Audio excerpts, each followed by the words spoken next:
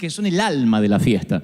Él podía hacerse amigos de cualquiera, tenía un carisma que supongo que había heredado de mamá, de la vieja, que siempre fue artista. Y él creo que tenía ese alma de artista. Y tenía una simpatía, arrollador. Fue predicador, ¿saben? Y uno de los buenos, un gran pastor. Fue un predicador, un pastor, un hombre de Dios. Y un día su iglesia atravesó una crisis. Él no era el pastor principal, era uno de los pastores asistentes, técnicamente. Y el hombre falló, su pastor falló. Por alguna razón él no lo pudo superar. Por alguna razón se apartó del Señor y se fue de la iglesia. Primero dejó la Biblia, después dejó la iglesia, después dejó la comunión con el Señor y se fue para nunca jamás regresar. Al poco tiempo nos enteramos que volvió a tomar, que volvió a beber y el alcohol hizo estragos. Empezó a adelgazar, empezó a estar triste, cada vez más gris. Las últimas veces que lo vi era la sombra de aquel Daniel a quien tanto yo quería parecerme cuando iba a ser grande.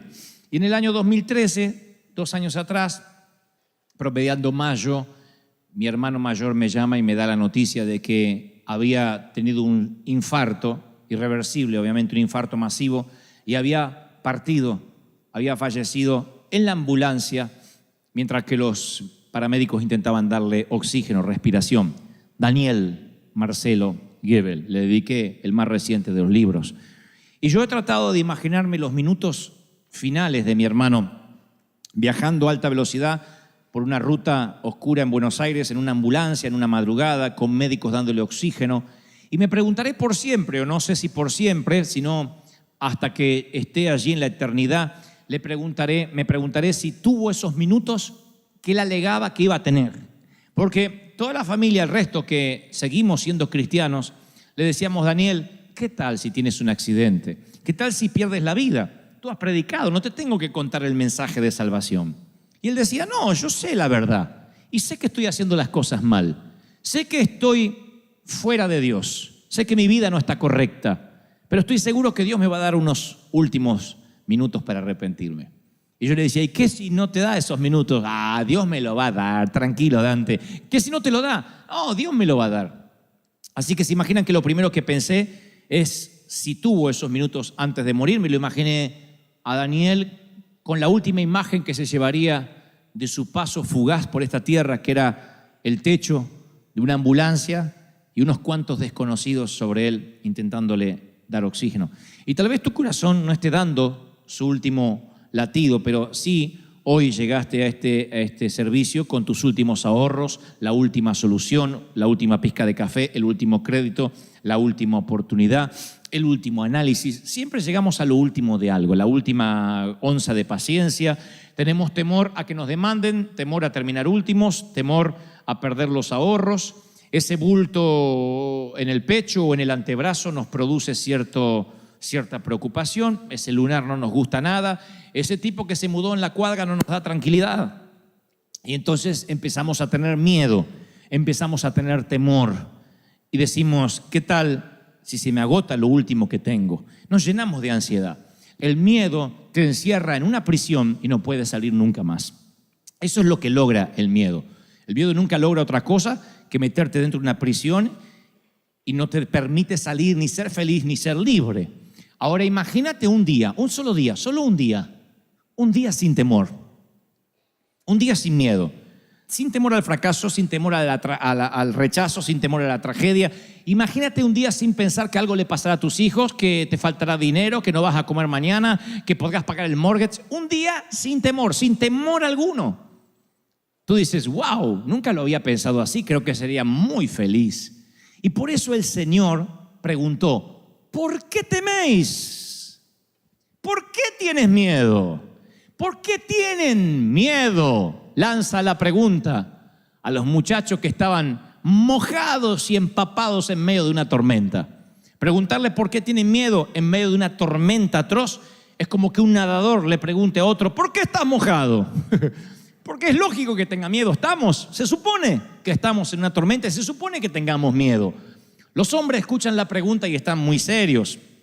El crucero acaba de convertirse en una pesadilla aterradora. Y así es como uno de ellos recuerda el viaje. Dice, luego el maestro Jesús subió a la barca y lo siguieron los discípulos. De repente se levantó en el lago una tormenta tan fuerte que las olas inundaban la barca. Mateo 8:23. Escuchen este detalle, no se lo pierdan, por favor. De repente, una gran tormenta se desató en el mar. No todas las tormentas vienen de repente. En la pradera los agricultores ven los cambios de nubes y dicen, me parece que va a llover. Los que saben de tormentas dicen, mi mamá decía, me está doliendo la cadera, va a llover. Nunca supe cómo se conectaba la cadera con el clima, pero no fallaba la vieja. Era un barómetro. Ella decía, me duele la cadera, va a llover. Nunca usamos servicio meteorológico. La gente venía a decirle, Nelly, ¿le duele la cadera? Sí, ¿para cuándo? Para mañana. Y se venía la tormenta. Sin embargo, dice el apóstol, no, que esta tormenta saltó como un león desde el césped, de golpe, agazapada. Y Pedro y Juan luchan, son pescadores. Y el oficio les hace hacer que traten de mantener la vela lo más abajo posible. Mateo es recaudador de impuestos. Mateo trabaja en el IRS. Sabe tanto de velas, barcos y tormentas como yo de japonés, mandarín e inglés. Así que Mateo, el único esfuerzo que hace es por no vomitar o vomitar lo menos posible. La Biblia no dice que haya vomitado. Y él hubiese preferido relatar la historia de la siguiente forma, decir, y Jesús subió a la barca y entonces un arco iris apareció y vieron una bandada de palomas en formación de cruz. Esa hubiese sido una historia poética del Señor. Sin embargo, dice, el Señor se sube a la barca y se levanta una tormenta tan fuerte que las olas inundaban la barca con el Señor arriba. Esto me enseña una lección, señores. Subirse a la barca con Cristo puede implicar que tengas que mojarte con Él. Y no aprender o no entender este principio o este concepto básico nos causará muchos dolores de cabeza. Yo provengo de una iglesia donde se nos enseñó que si tu vida empezaba a tener tormentas es porque te habías alejado del Señor. A saber, por ejemplo, entrabas a la iglesia, mi mamá entraba con el dolor de cadera, que lo único que hacía es hacer un bien a la comunidad porque estaba haciendo el servicio meteorológico para el barrio, y ella decía, me duele la cadera. El pastor decía, no está bien con el Señor. Algo debe estar haciendo mal, si no tendría por qué estar enferma. Y los seguidores de Jesús se enferman de malaria, entierran a sus hijos, luchan con adicciones, se enfrentan temores. No es la falta de tormenta lo que los distingue, sino que Jesús está en medio de esas tormentas. No es que no van a tener tormenta, porque cuando nos enteramos que un misionero fue ajusticiado, o que perdió uno de sus hijos, o que un cristiano tuvo un accidente, decimos, ay, ¿cómo Dios? Pero eso es lo que no entiendo de Dios, si servía al Señor. La Biblia no dice que estaremos exentos de tormentas, pero sí promete que nada nos puede pasar si Él está en la tormenta. Y ustedes dicen, pero ¿cómo no me puede pasar nada malo si les pasa cosas malas? Pero el Señor vuelve a decir, quiero que entiendas lo siguiente, a lo mejor la tormenta es espantosa, a lo mejor la nube se pone tan negra que dices voy a morir, pero nada va a salirse de mis manos ni de mis planes porque yo estoy al control y yo soy el que invito. ¿Lo creen, sí o no? Ahora, dice Marcos agrega unos detalles muy curiosos. Dice, Jesús estaba en la popa, durmiendo sobre un cabezal. El cabezal no es un almohadón mullido, no es un cojincito. Es una bolsa de cuero llena de harina que se usa para estabilizar la barca, que lo suelen utilizar todavía los pescadores del Mediterráneo. Así que estaba con la cabeza durmiendo allí, y esa siesta preocupa a sus discípulos. Y le dicen, esto es lo que le dicen, Maestro, ¿no ves que perecemos? En otra versión dice, ¿no tienes cuidado de que nos morimos? Versión Dante habla hoy, ¿te importa un cuerno que nos vamos a ahogar? ¿No te importa? A mí me suena como esa reprimenda de algunas mujeres que dicen, ¿ves? Nunca cambias. Como si ellos tuviesen un background para decir eso. ¿Ves el mismo sucio? ¿Ves el mismo muerto de hambre? Es como que no te importa, como diciendo, ya es la tercera, cuarta vez que te enganchamos que no te importa. No tienes cuidado. Eso es lo que hace el temor. El temor lo que hace es sacar nuestros colmillos, porque el temor corroe nuestra confianza en la bondad de Dios. Lo erosiona. Nos va drenando nuestra confianza en la bondad de Dios. Nos llenamos de miedo y perdemos el control. Y perder el control es lo que más miedo nos da cuando no tenemos el control de las cosas. Mamá, además de ser madre, esposa, hija y abuela, era controladora de la vida de todo el mundo. Ella podía controlar todo. Todo lo que había en su universo, que era el techo de la casa donde yo vivía, estaba bajo su control. Lo que se iba a comer, el calzón no se cambiaba si mamá no lo disponía. Ahí no se bañaba cuando alguien quería bañarse, si mamá no daba la orden. Y papá entendió eso desde que se casó con mamá. Por eso papá acuñó la frase, no sé, pregúntale a tu madre. Esa era la frase.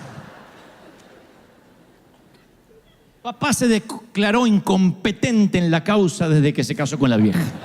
Dijo, la vieja decide, yo apruebo o desapruebo. Igual no importaba lo que dijera el viejo, porque la vieja era la última palabra. Había hablado Fidel Castro en Cuba cuando mamá hablaba. Esa era mamá. Una persona así puede manejar un automóvil, un submarino nuclear y pilotear un avión, un cazabombardero, pero nunca tenerla de copiloto porque te enferma, aunque seas un monje tibetano. Te enferma. Mamá mantenía una charla conmigo, con mi hermano, y le decía, cuidado viejo, dobla viejo, poné la luz de giro. El clic, la baliza, por favor. Cuidado, stop, frena, está frenando el de allá. Date vuelta, dobla. Para acá no. Mi papá nunca necesitó un GPS. Mamá le decía, dobla derecha, a la izquierda, 3 cuadras, me duele la cadera, va a llover. Todo. Mamá era una controladora, una enferma del control. Entonces papá ya se había acostumbrado, que ella manejaba y hacía todo, y dobla cadera, ella hablaba, todo, quería controlar todo. Un día le manoteó el volante al viejo. La única vez que vi a mi papá enojado. Le agarró el volante y dijo, acá, no me toques el volante. Ni a mí me defendió así mi papá en la vida cuando le tocaron el volante. Hasta ahí llegó la vieja, porque la mamá sabía que mucho no podía tampoco estirar el elástico. Hasta ahí llegó, dijo, epa, nunca más le tocó el volante, pero igual, por telepatía se lo manejaba así. Y él doblaba. Mamá nunca hubiese podido subir un avión.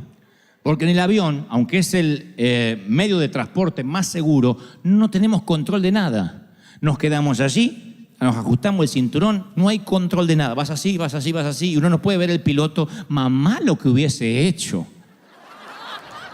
Mi mamá, miren, yo creo que ni Al Qaeda hubiese logrado lo que logró si mamá estaba en ese avión. Mamá hubiese tenido el control de todo. Cuando perdemos el control nos llenamos de temor. Perdemos el control de la salud. Perdemos el control de las finanzas. Mientras tengamos un poquito de control, la fe no es tal. La gente dice, no, yo sé que Dios me va a sanar. Aparte me dijo el médico que con este medicamento, con esta quimio me voy a sanar. Yo sé que Dios está conmigo porque aparte me lo dijo el contador, que no todo está perdido, que puede arreglar todavía los papeles. Mientras que haya una esperanza de que todavía tengo el control, no tenemos temor. Pero llega un momento en que llega la carta del banco y te dice que estás fuera, que eres historia, 5 días para desalojar. O el diagnóstico, no podemos hacer nada. Vaya a casa y pase los últimos días con su familia. O el día que nos enteramos de que el amor se fumó. O el día que nos enteramos que finalmente lo que temíamos ocurrió y no hay esperanza. Y cuando se acaba nuestra esperanza de control, es allí cuando decimos como las hermanas de Lázaro, yo lo único que quería es que lo hicieras, que sanaras a mi hermano, pero no estuviste aquí. ¿No ves que mi hermano se murió? ¿No ves que perecemos? Y la fe de resurrección es la que abandonamos. Pensamos que el Señor, hasta Dios tiene un límite. Hasta Dios puede hacer milagros, pero bueno, no tan al límite. Y yo recuerdo de mi mamá todas las frases que ella tenía, una detrás de la otra, muchos clichés, muchas frases. Y Jesús le declaró la guerra al temor, al punto tal que él mencionó 125 oraciones en modo imperativo, de las cuales 80 tienen que ver con no temas, no tengas temor, no te inquietes. Y en toda la Biblia, desde Génesis hasta Apocalipsis, la palabra no temas figura, adivinen, 365 veces. Podría figurar 364 veces si estaría bien, o ¿qué tal 366? Pero solamente aparece no temas, y es la única frase que se repite 365 veces. Eso tiene que tener una explicación, y la primera que se me ocurre es la que se te está ocurriendo a ti también. Hay un no temas para cada día del año, desde el 1 de enero hasta el 31 de diciembre. No temas, no temas, no temas. Alguien necesita oírlo. No tengas miedo. No teman. Ustedes valen más que muchos pajaritos, le dice el Señor a un grupo de gente. No teman por lo que habréis de vestir o de comer. Menciona en otro mensaje. Y como si no tuviera otro tema, más adelante dice, no temas, cree solamente. Tened ánimo, soy yo. No temáis, menciona caminando mientras que se parece un fantasma sobre el agua. No temáis a los que matan el cuerpo. Preocupaos si pudieran quitarte el alma, pero no temas por el cuerpo. Le dice a su grupo íntimo. No temas, manada pequeña, a un anillo más grande, ya es un círculo un poquito más grande, porque vuestro Padre os ha placido daros el reino. No se turbe vuestro corazón, ni tenga miedo, le dice un padre desesperado. Luego hay una gran multitud y dice, y oiréis de guerra y de rumores de guerra, mas ustedes no teman, no tengan miedo. Va a ser un milagro. Jesús se le acerca, lo toca y le dije, levantaos. Y los leprosos que nadie los tocaba, dice, ¡hey! No teman. Cuando el Señor ascendió a los cielos, si pudieras haber hablado con cualquiera de los discípulos, le preguntarías, ¿qué frase repetía una y otra vez? No será levántate, ni serás poderoso, ni los ungiré. Es no tengas miedo. ¿Por qué tienen miedo? Hombres de poca fe. Yo estoy en la barca, estoy en tu vida. ¿Me veas o no me veas? Y si cuando a la altura de los ojos me tratas de buscar y no estoy, búscame entre los cabezales, quizás esté echando una siesta. Si no estoy en estribor, estaré en la proa, a babor, en algún lado en el barco, pero no me bajo del barco si tú estás arriba. Y más, si yo te invité a navegar, yo no me bajo del barco. No tengas temor.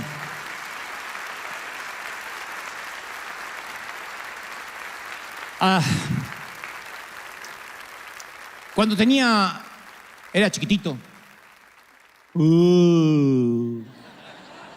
6 años de edad, insistí por mirar una serie de televisión en la República Argentina que era conducida por un actor y además guionista llamado Narciso Ibáñez Menta.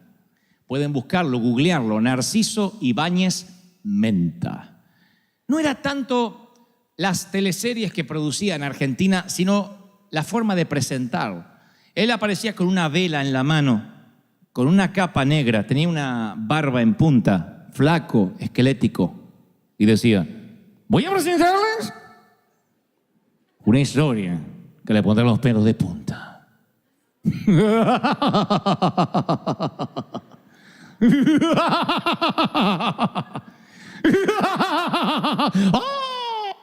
Yo me hacía encima, nunca fui estreñido de vientre por esa serie, por esa. Me orinaba en los pantalones. Lo que vamos a ver ahora es el regreso. Así hablaba. El regreso del monstruo. Hubo una remake de ese regreso del monstruo llamado El Pulpo Negro. Que se trataba de un asesino serial que mataba gente, le dejaba como marca personal un pulpo negro encima del cadáver. Así que un día le dije, papá, ¿puedo ver el pulpo negro? Ni loco. Por favor, déjame ver el pulpo negro. Bueno, mírelo y ya está. Papá, eras muy fácil para convencer. Después de decir 2 o 3 veces, pregúntele a su madre, mamá estaba durmiendo, me dejó ver el pulpo negro. Desde ese día se me abrió un portal a un mundo desconocido, ¡Ay, qué pánico, qué miedo! Terminó el pulpo negro y toda mi casa estaba llena de pulpos negros. Pero eso no fue lo peor, sino la siguiente noche y la siguiente y las subsiguientes y las que vendrían. Porque yo en aquel entonces tomaba leche de noche, un vasito de leche. Y a veces me olvidaba de tomar la leche y tenía que ir hasta la sala, hasta la cocina, abrir la nevera para la leche. Pero yo estaba seguro que el pulpo negro habitaba entre la habitación y la nevera. Así que pasaba por la habitación de papá y decía, pa, quiero leche. Agarre de la nevera. No, está el pulpo negro. Mi papá se armaba de valor sobrehumano. Ese hombre me escoltaba a través del valle de sombra y de muerte. Y en pijama, Porque uno dice, si tengo que enfrentar a un delincuente me arreglo un poco. Él no, en pijama. En pijama iba así y sin miedo al pulpo negro. Abría la nevera, me servía el vasito de leche, esperaba que lo tomara y decía, a la habitación. Primero que me sorprendía de papá, ¿cómo podía dormir cuando había un pulpo en la casa? ¿No ves que morimos? ¿No te importa que nos hundimos? Oh, entendía a los discípulos. Dormía como un condenado mientras que el pulpo merodeaba a los niños de ese vecindario. Y lo segundo, cuando él se levantaba y me daba el vaso de leche, casi sin encender la luz de la nevera era el único testigo de lo que ocurría. Yo miraba a mi papá y decía, ¿de qué está hecho este hombre? ¡Qué valor sobrehumano! ¿Quién es este hombre que aún el pulpo negro le obedece y tomaba mi leche? Los discípulos le dijeron, Señor, ¿no ves que morimos? Y él se levanta, aquíétate, mar, y detiene los vientos. Y los discípulos dicen, ¿quién es este hombre que aún el viento y el mar le obedecen?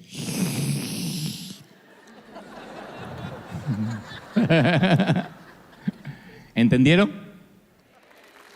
El Señor ve tu tormenta, tu crisis, como mi papá el pulpo negro. No tienes que tener temor. Él se levantó, reprendió los vientos y al mar y les dijo, aquíétense. Y ellos dijeron, wow, ¿de qué está hecho este hombre? Mis queridos, ese Dios que transformó una tormenta en una cálida tarde primaveral, estoy seguro que le dio una oportunidad a él, Daniel, a nuestro Daniel, a mi hermano. Yo estoy seguro que él lo último que vio fue el techo de la ambulancia. Pero lo próximo que vio inmediatamente fue el brazo del Señor rescatándolo. ¿Por qué lo sé? Porque no importa cuánto dure una tormenta, si el Señor está allí. Y mi propio hermano decía, yo sé en lo que he creído. Sé que estoy haciendo las cosas mal, pero sé la verdad.